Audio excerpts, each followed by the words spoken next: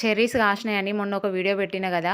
ఆ వీడియో పెట్టిన 2 రోజులకే అవైతే పండ్లయినాయి. ఇంకో 2 రోజులు అట్లనే వదిలేసిన. అంటే కొన్ని పెద్ద పెద్ద కాయలు గూడా ఉన్నాయి గదా! అవి గూడా పండైతే ఒకేసారి తెంపొచ్చని.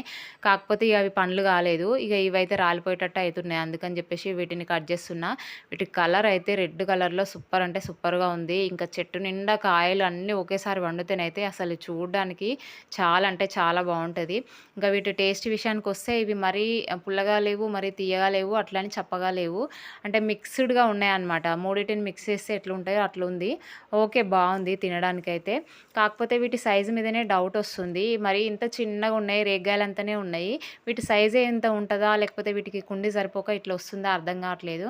ఒకసారయితే మంచిగా ప్రాపర్ కేర్ తీసుకొని చూడాలి. అంటే మనం వారానికొకసారి ఇట్లా 15 డేస్‌కొకసారి వీటికి ఫర్టిలైజర్ గానీ, కంపోస్ట్ గానీ ఇచ్చి చూస్తే ఇంతే వస్తదా? లేకపోతే పెద్దగా వస్తదా? అనేది ఒక క్లారిటీ అయితే వస్తది.